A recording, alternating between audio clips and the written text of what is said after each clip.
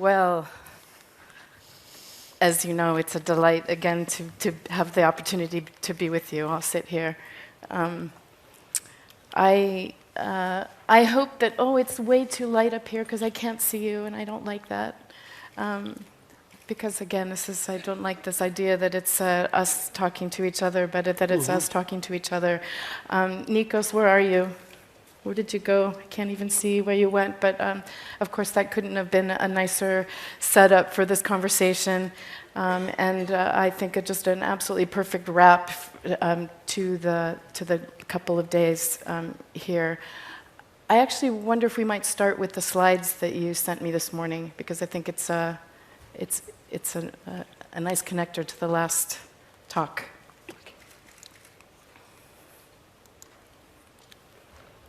Well, first of all, I would like to really send my gratitude to the organizer,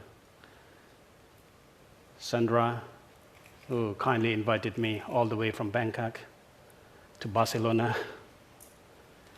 And I am truly honored and feel so happy that I am somewhere in the heaven in one way or another. Because I'm here in a very unfamiliar atmosphere, from the way who I am. I can guess that with my dress is already awkward for every one of us here. It's very good branding itself, I guess. It's very unique. And then it's very sustainable in itself, because this piece of robe is not only decorating, covering my body, but I can use for any functions. I don't have to change to any suit. In the night, I can use as a blanket. In the day, I can use as a normal suit.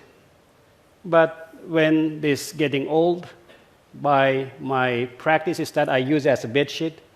When it gets old, I use it as a doormat. When it gets old, I will use as a mix with the mud and then we use it in the wall. So this is a very ancient sort of a sustainable and recycling philosophy as I have been following, I have been practicing myself. So being here with you guys, I just find that I am truly in heaven, because you guys are, in a way, you are building, you are making this planet Earth one way or another a heaven. You have a divine engineers here. You have a divine architecture, divine designer, divine professionals trying to make our planet a human, trying to make our planet heaven and earth. I guess the sustainability is another problem in heaven. So I think that we are trying to create this heaven and earth. But having thinking on those ideas, listening 2 days of our sustainability, I don't know, do I get the message or not? Because while we are talking about sustainability in our comfort zone here, back at home in Nepal, I'm getting a load of messages. The earthquake, the devastating earthquake, it is already death toll is already over 10,000 at the moment. The injuries is already, massive, innumerable. And people are still fighting, still fear, because the aftershock is not stopped yet. Last night, I got a call from my brother. Says that, brother, we still can't go back in our home because the aftershock is still so bad. The noise is so scary. The noise of a collapse in the house is still so scary. So I just wish that the way we are talking here, the lot of invention, a lot of brands we are talking about here, I just wish that I can have some kind of access and affordable that I can share that sort of our heaven to those desperate needs in Nepal, back in Nepal. This is the things what is happening now. I have said that you have seen a lot of footage in the news. People are sleeping outside. But out of that, it's bring back to our conventions. Just yesterday, I got these lovely pictures from a family in Thailand. And this family sent these pictures to me. And then they explained that this boy basically is 7 years old. And I took this boy to Nepal last year. And when this boy, 7, watched the news of earthquake, a devastating earthquake in the television, he cried buckets and rushed to where he kept his piggy bank and destroy his piggy bank, and then trying to share that, please. Boys requested in tears to this boy's mother and says, please, can you pass on to this, my holy uncle, so he can pass on to these people who was devastating in Nepal.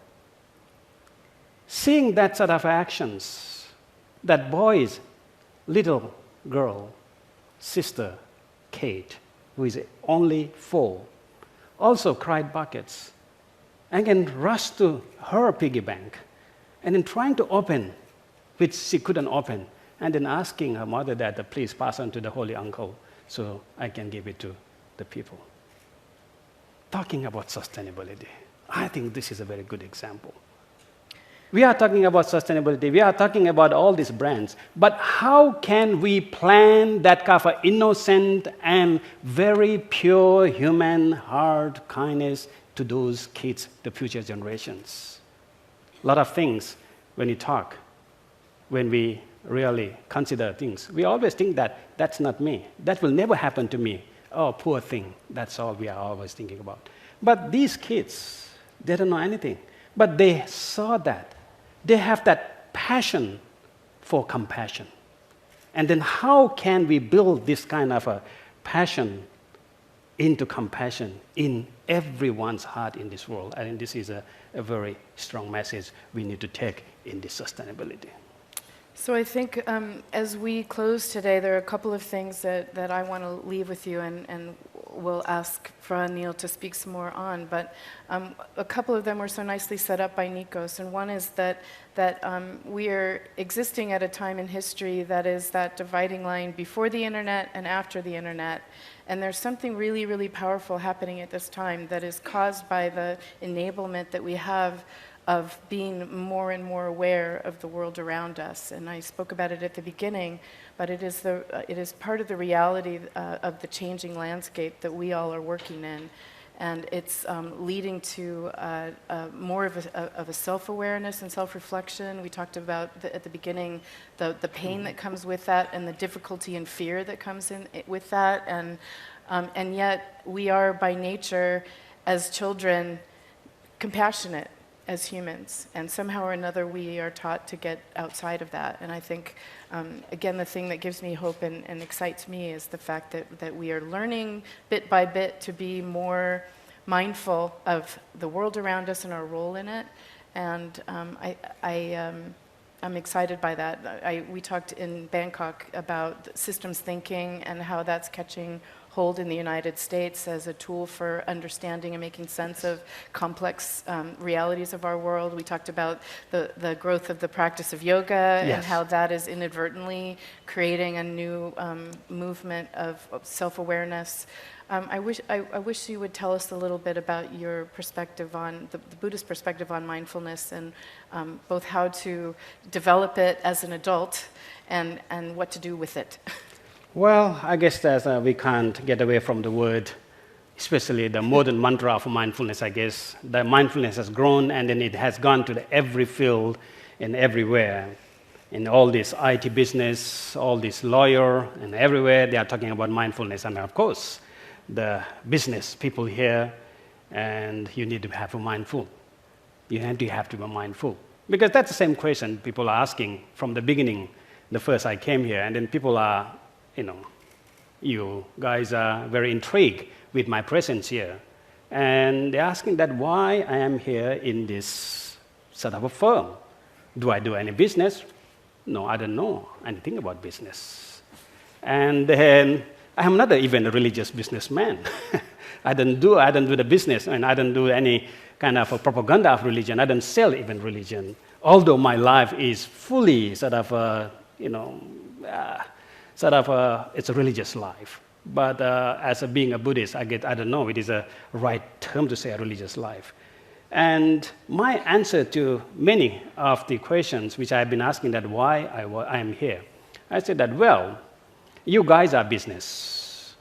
And then as a business, the purpose or goal of business is always profit-oriented sort of activities you are talking about.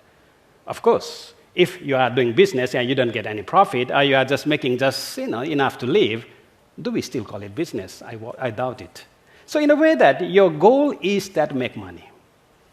Now, in terms of making money, what happens is that sometimes the way you are making money, sometimes you lose your track and sometimes you lose who you are yourself, because you are geared, you are empowered by greed and desire, because you want to do this, because you are getting a lot of money. And in a way that it is creating a lot of employment. You are creating a lot of happiness. The whole happiness, the whole idea of creating this and that, basically, without knowingly, we are thinking about all external factors. All external factors. We are creating our world as a heaven from the external factors. So, my appearance, my presence is here is that, please, whenever you are thinking of any brands, when you are thinking of any innovations, when you are thinking of productions, look at my robe. I am here sitting, although not related with you anything. I was listening to the Levi, what do you call Levi? I don't know even, because Levi's. I never used it. So, it's not, in a way that, has a lot of great design and so and so. But in a way, it doesn't affect my life. It doesn't way because he haven't designed a monk robe putting a Levi brand. I will buy one if you get one, have one. So in that sense, a lot of brands you are talking about here is sometime in your own way, and you are thinking that all those consumers, because by nature, consumer doesn't know what they want. I don't know what I want. Because like this iPhone, I don't know, I didn't desire for that. I don't know, some guy called Steve Jobs and came out with this, and I'm addicted to this. So in a way that you are the people who is controlling the world. And when you are control the world, please think that what you wish, that these inventions will create some kind of happiness, some kind of a comfort, some kind of easiness, some kind of a tolerance within yourself as who you are. So I'm asking that, please put that you into your design, into your brands. For example, in the beginning, I'm saying that this Nepal crisis, as a branding, how are we going to brand the present Nepal in this devastating earthquake? Devastating calamities. How are we going to brand this? So in a way that if we have that sort of ideas that when we think of anything, and if you put yourself, not only your desire or your greed, but your true humanity, through your human into your productions, that is what we call mindful productions. That we'll call mindfulness. But of course, in the technical term, the mindfulness, what does it mean? In a Western culture, mindfulness means that to concentrate, pay attention in particular way, on purpose, at the moment, and not judgmental. That is the Western sort of idea of mindfulness. But of course, for me, it's more than that. For me, is that mindful is that sustainable. For me, mindful is that something that how you connect yourself to each other. What is the mind itself?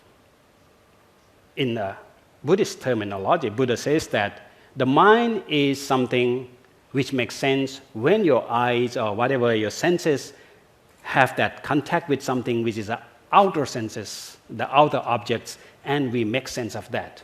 The whole process of seeing this as a was, that is you are mindful.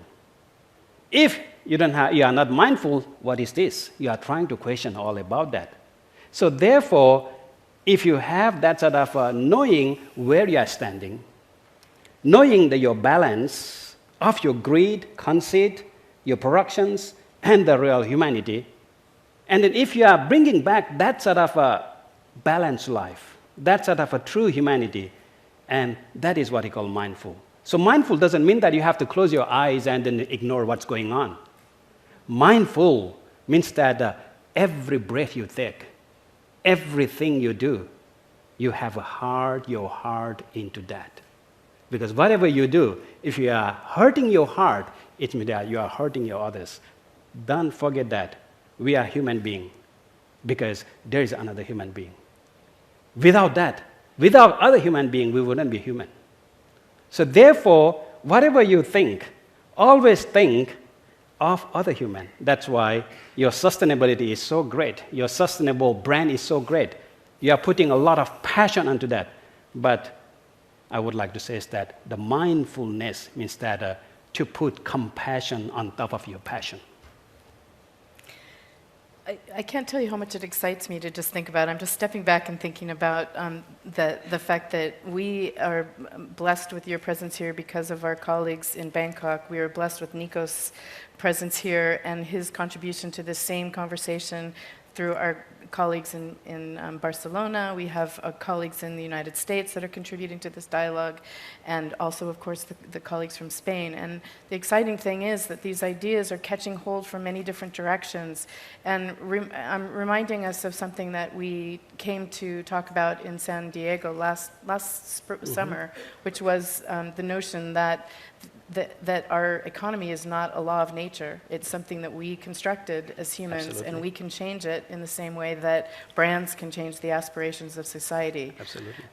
I'm excited by that, and I think it's really important for us all to be conscious of that and aware of the role and potential that we have as individuals and in the roles that we play in business.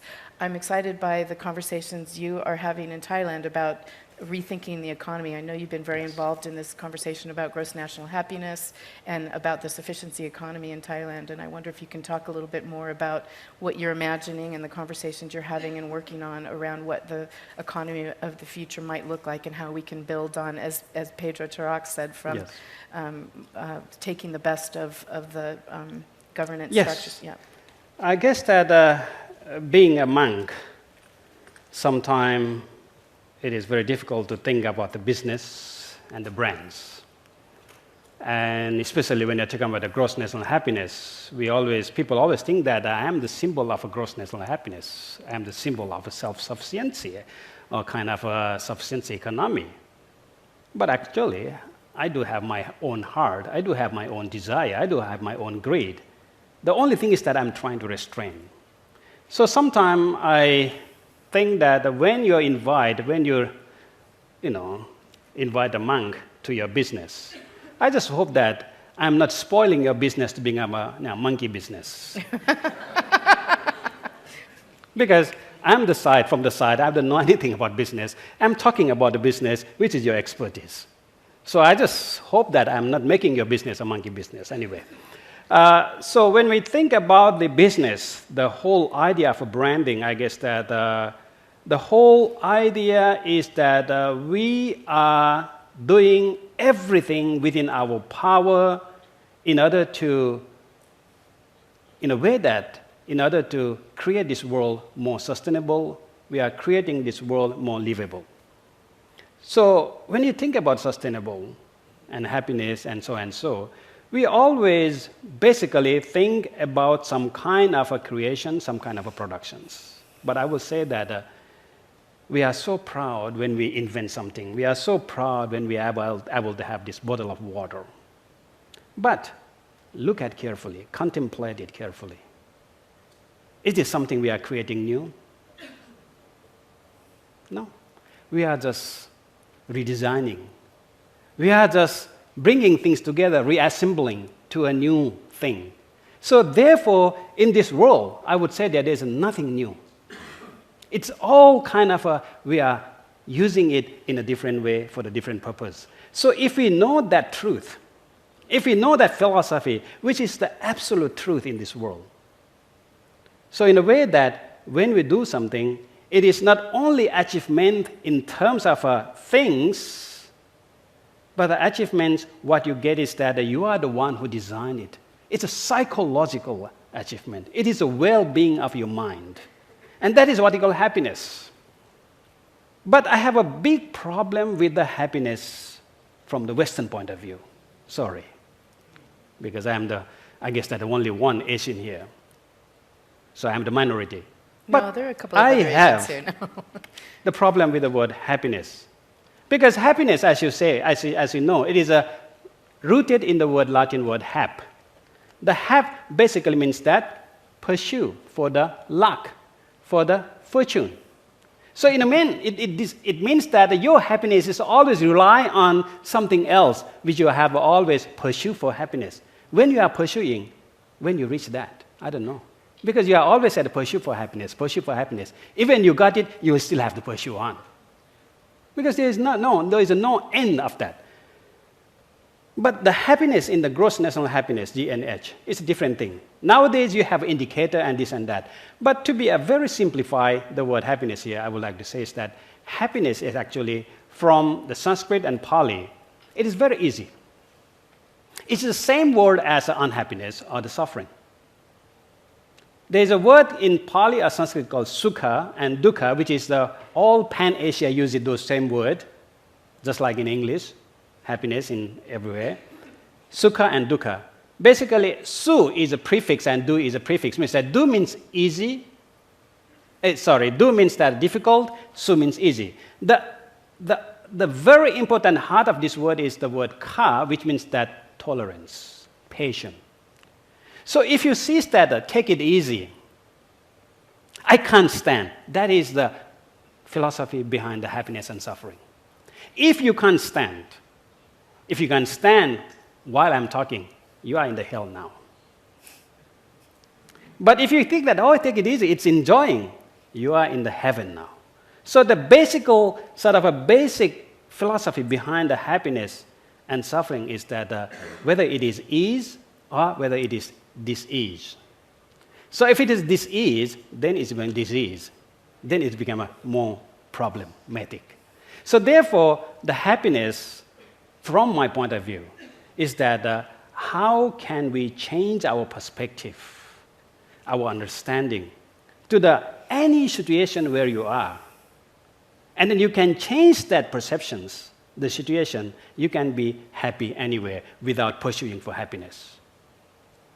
So if you are happy with my presentations, you are already happy. You don't have to search for it. And that sort of idea, as a grossness of happiness, is that how we can how we can create that sort of idea. Similarly, Thai king, His Majesty King Bhumibol Adulyadej, about 30 years ago, came up with this in order to solve that very rotten economy in Thailand, which is called Tom Yam Kung impact, which created a lot of bad economy. In order to solve that problem, His Majesty King came out with the new idea, a new principle is called sufficiency economy. Now, what do you mean by sufficiency? Sufficiency economy is something which is well balanced. It is not geared by desire, but it is geared by disciplined desire. Our greed is always desire, always driven by our greed. We are driven by our greed. But if we have such a certain greed, but we can discipline it, as a human nature, we need to have a greed. We want to eat. We want to have this and that. But if we have that compassion, we can think of others, then we can restrain ourselves. Then we can really well balance ourselves without compromisation. Because if you use the word compromise, I have a problem here. Because it means that it is not willingly you are doing. Because if somebody is compromised, somebody is doing for that, somebody is forcing you. But if you understand the whole system, and then you put yourself into that balance. And that is a sufficiency economy. That is some alternative economy that whatever you do, you have that middle balance. Not taken over by your greed, but not in the position that, just do it or just leave it. Put that middle path. That is called this sufficiency economy. And the whole idea of happiness is there. It is not that how much we do, it is not that how less we do, but it is something that how we justified our will, our greed, in a way that if we put something 100 euro to some investment, of course, in that sense, you have to do all of your effort, you have to do your best. But when things turn down, the result, you have to adjust your mind to accept that result. Otherwise, you'll be suffered. And that is where the sufficiency economy, that is where happiness are really kicked. Because otherwise, we can't satisfy ourselves. So let me try to synthesize a couple of things back into a couple principles just to see so that you can feed them back to me. Yes, please. I love what Nikos talked about this need to live in coherence and to live through fear. I don't know if you caught that piece of it, but he talked about the two ways of either being afraid or being fearful, right? Was that right, Nikos? One form of behavior is feeling the feeling Yes. of uncertainty about trying to behave in a more coherent way, but taking action anyway, right? And then there's this other idea that we've been talking about a lot in our circles around the power of and.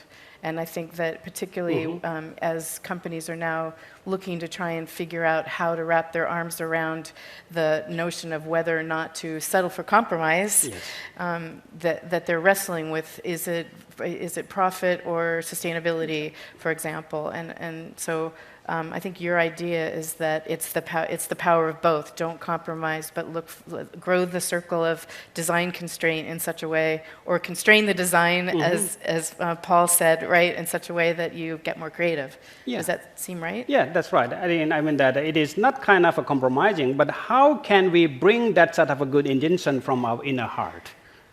Instead of asking by somebody, instead of enforced by the even the natural disaster and so.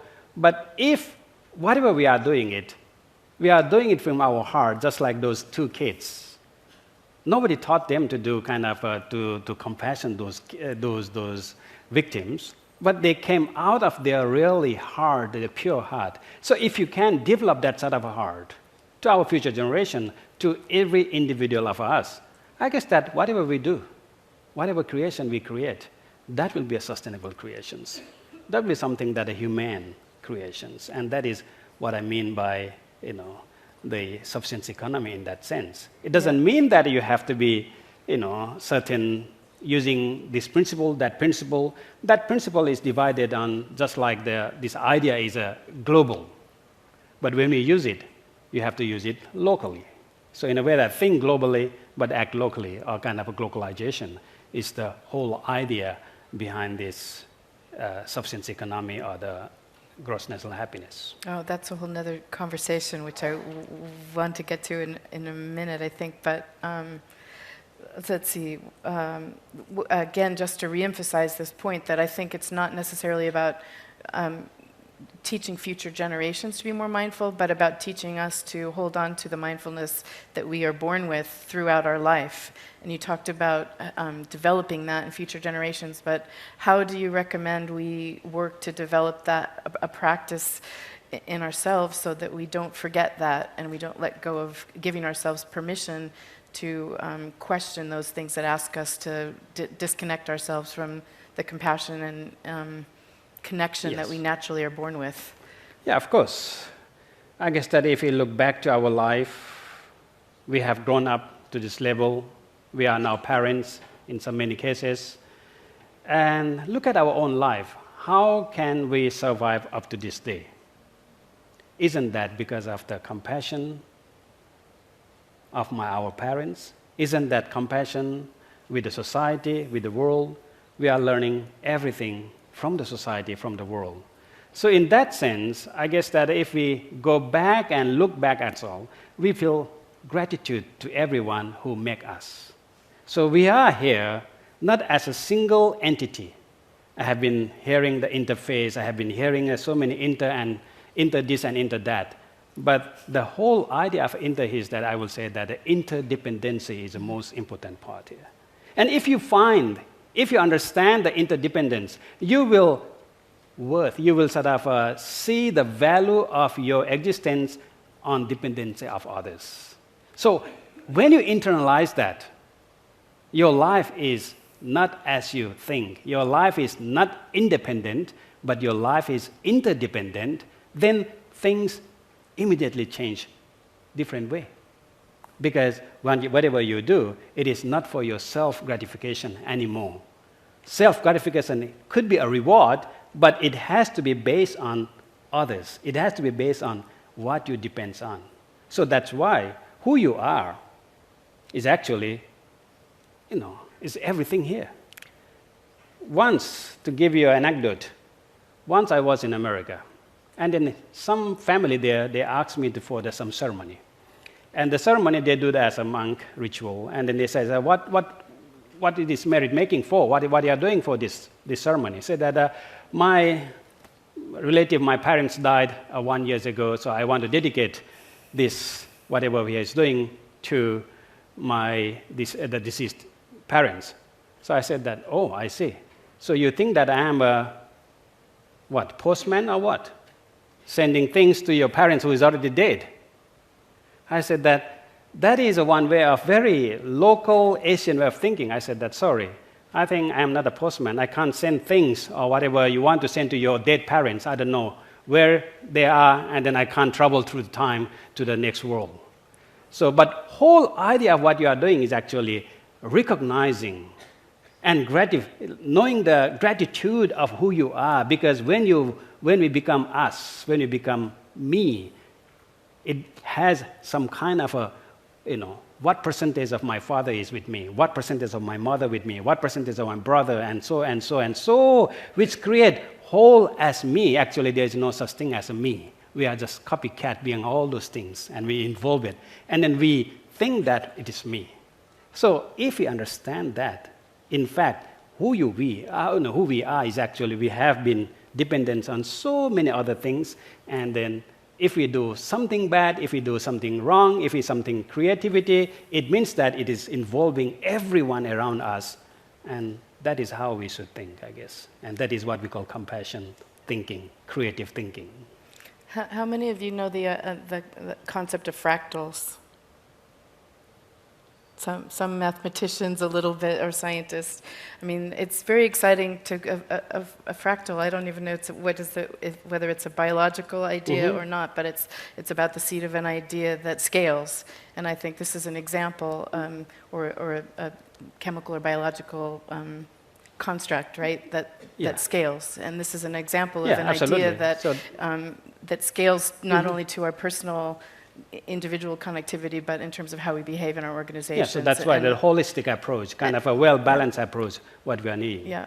And I love that we're seeing, how many of you have seen Jeremy Rifkin's The Empathic Civilization? Has anybody seen that? So I would encourage you to take a note and write down on Google RSA Animate and Jeremy Rifkin's The Empathic Civilization, which is a nice short animated film about this notion that we as a species are evolving because of our greater understanding of what's going on around us.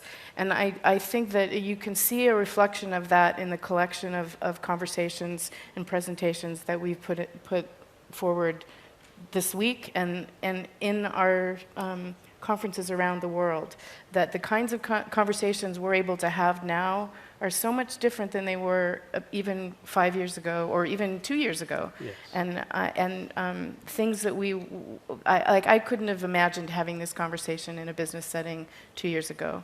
And the fact that we can have it and have people come away and make a connection to something that they're seeing in their business life is really a hopeful sign to me. And it's a sign, I hope, that you will take away of the acceleration of our evolution and of the potential of our ability to continue to accelerate that shift for good.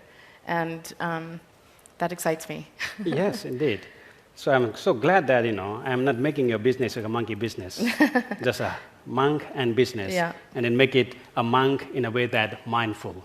So I just want to say is that being here as a monk, I'm not putting the emphasis on religious, but I'm saying that, please, whatever you do, all your brand, think of a man. The man there is that the mind. Think of yourself. Think of who you are. Think of your humanity. So if you can always have that mantra, I guess that everyone knows for many the Dalai Lamas and Tibetan Lamas, they always chant Om Mani Padme Hum for kind of a mantra for peace. So I guess that we have to come out with a new mantra with this gathering. So I will say that Om Sustainable Hum, which means that may the sustainability be a part of us, within us. That is a Sanskrit term. I'm not making it. I'm just using the word sustainable in English, but the word is actually means that may sustainable be a part of us. So that will be a kind of a new mantra for us, I guess. Can you teach us to us? Om Sustainable Hum. Om Sustainable Om. So sometimes we say that Om Mani Padme Hum. That is for the for the peace. And someone who is very greedy, they change that mantra to something else. They said that Om Money Coming Home. And that is, I don't want to. So instead of that, I'm saying that, okay, Om Sustainable Hum. Om is a very sacred word. Hum is a may there be. May there be sustainable within us. So if we can have that sort of a mantra as a leading force, I guess that we can reach to our destiny as a sustainable heaven. But anyway, having said that, the whole idea, our whole theme is that reimagine, redesign, and regenerations. I don't know. I have been listening to you, and then you have been clearing us a bit in a way that we have to rethink, we have to reimagine things. The way we have been brought up, the way the legacies we have been received from our ancestors, we find that there's some problematic there. It is creating unsustainable world and so and so. And so that's why we have to come and rethink it, reimagine it. But what does it really mean? So I want to put it in a more layman term. I would say that reimagine basically means that to put a bit of your heart into that.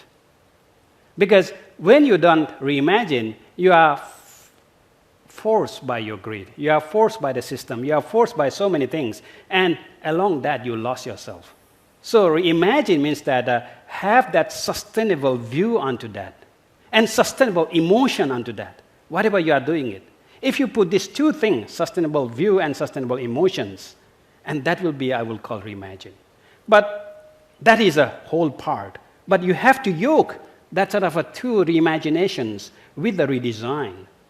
What do we mean by redesign? I would say that it is nothing else as a productions. I would say that we have to redesign us. We have to redesign the sustainable communication, the sustainable economy, and of course, sustainable behavior within each other.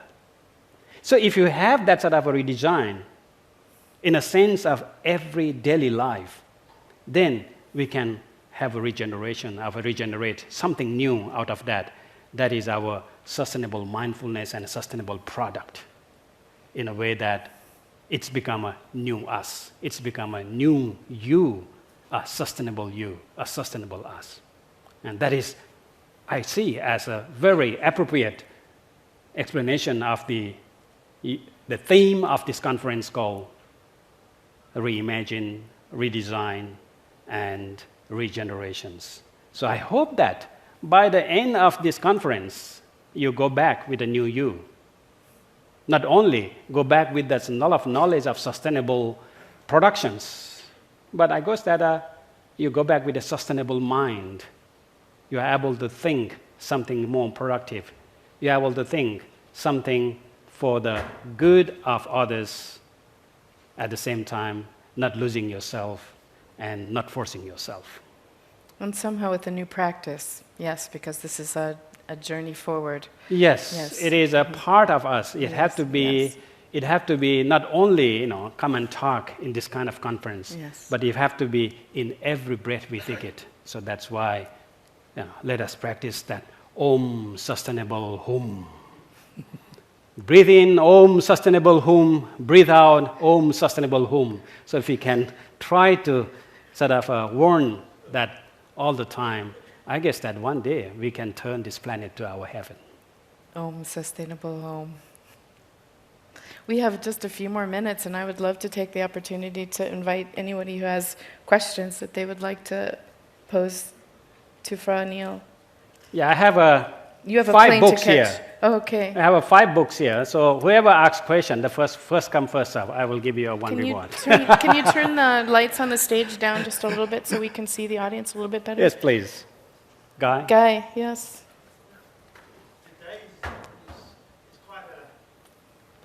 Today's an interesting day. There's a big climate summit at the Vatican today, and the Pope is actually coming out and really supporting. So just from you, what do you think the role of religions are in creating this sustainable world that we're talking about here? Well, it depends on how we think about religion. So many things these days, sometimes they have a very different view of religion. But I guess that in some of the society, some of the intellectual level, sometimes they do not regard the religion as a part of us. But I say that it could be, but the whole idea of spirituality is more important than the religion. Religion, it is already spoiled by the institutionalizations, and sometimes it creates a lot of the bad thing on that. So that's why, for me, I don't have the very strong idea of a religiosity. So that's why when I talk about religion, I'm not that comfortable, although I'm a religious man by sort of, by definition, by the people gave it to me. Because the whole idea of religion for me is that I don't believe in God, I don't believe in anything.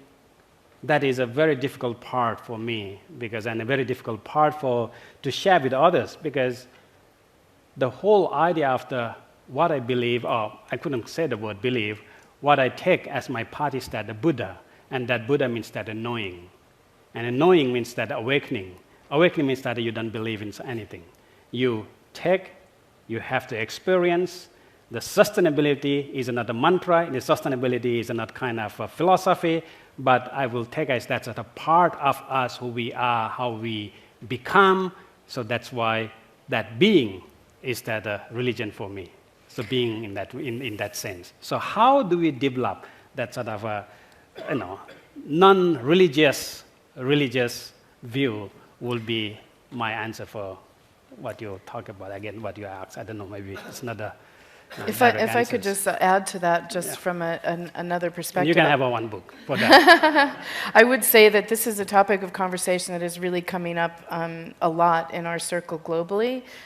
There's been a definite perspective that the conversation about sustainability has very much been owned by the left liberal political circles and has not been inclusive of more traditional conservative faith-based communities.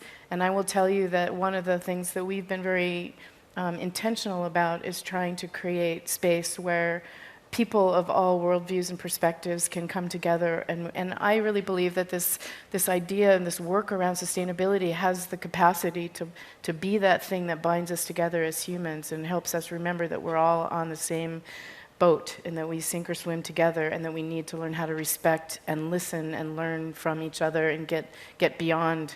I've explained to Phra Neil, I come from a very conservative Republican, right-wing, evangelical Christian household, and this conversation when my mother sees it on Facebook may be uncomfortable for her. Of course. And yet, and I've expressed to you before, having a chance to sit in Saudi Arabia with Muslim executives and understand that, again, we all have the same desires to self-actualize, to have peace in our family, to protect our values, and I think it's important to be acknowledging that in some way. So I think it's a really valid question to bring out. Problem is sometimes that we try to divide. This is a sacred, this is a secular, this is this, and this is that. Yes. And then intellectually, academically, it makes sense. But in our real life, sometimes it does. It's blurs because the things overlaid. Yes, please.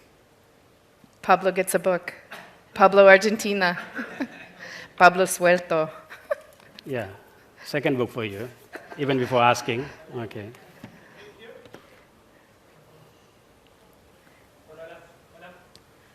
Yeah. Yeah, you have a loud voice anyway. Go ahead. I'm so tired because of the jet lag that I organize my Yeah, be mindful. Yeah, that's the important word. Okay, my question is, how would you connect your perspective of life and death with the decisions that we have to take as humans with the middle term and long term vision? Very easy. As I've been saying, that because when we think of our when we think of our desire, we are driven by our desire. And when we are driven by our desire, we need this, we need that. We want to create this, we want to develop that. And then not knowing that when we develop this and that, at the side effect, as a byproduct, we are destroying, we are doing a lot of things which is damaging a lot of things. So actually, I would say that, I don't know, it is not existed in English. I like to use the word evolvement. So you evolve yourself of what you are doing, what you are being yourself, and in this case, as a brand being, so you are the brand man, and in a way that if you put your being there, and then especially we have an adjective called sustainable there, and then it will make sense to the whole atmosphere and surrounding. So in a way that you can compromise or you can understand, in what sort of length you should go for to achieve that goal. And there is no one standard answer, one standard formula, because there is I'm not a Steve Hawking who can come with the theory of everything. But you have to come with your theory of your everything, your life, because your life is in your own hand, your own destiny. And that's why I will say that put that sort of idea within your, what you call is reimagine. When you have you have to think in a sustainable way. You have the right emotions, again, think in the sustainable emotions. Don't take away by your sort of one-sided, one extreme polarizations.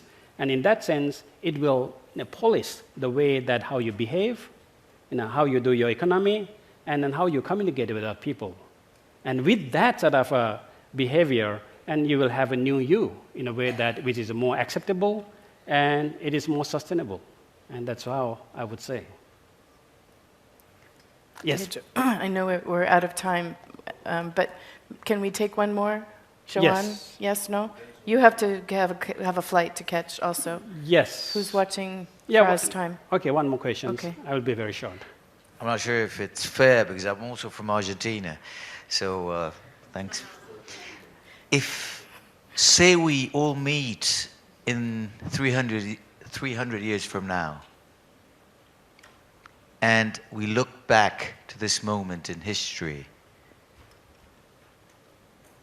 which would be your reasons for pride as humanity on earth? Well, we are here because of our legacies left over by our ancestors. And when we look back at our ancestors, we see there's a lot of good things, a lot of bad legacies we left. I guess that will be considered as the same to our future generations. A lot of things we think in a way that we are thinking on behalf of the future generations. A lot of things we think for ourselves. So in that sense, even we are thinking on behalf of future generation, the things these days change so fast. The changing agent is so fast that it's very unpredictable. But, despite all our effort, our heart to make this world livable, our heart to make these surroundings livable and in heaven, just as to be mindful, and then we are thinking of the present. How do we make this very moment pleasant? How do we make this very moment so friendly? I'm talking to Koann that it's very overwhelming to see The whole world is going to help this Nepal, this poor Nepal, the one of the poorest country and then devastated with this earthquake. The whole world is going there. There is no enough infrastructures to even to receive that all this aid's going on there. That's the very beauty of our humanity. But I'm asking that, do we have to wait that sort of a strike of an earthquake and this devastation from the nature and so to have that sort of humanity come together? How can we have that sort of a humanity helping each other without those calamities? I think that will be our sort of legacies for future. That's a beautiful challenge, I think, to close with today. I hope that you all see all of the threads that connect this discussion and how it relates to you as a human and a person in the businesses that you are involved with, and that you take away from here the opportunity to think about how you can make a better world for yourself and for those people around you through the influence that you have in business. And I would let Joanna and Sandra close. So, thank you so much.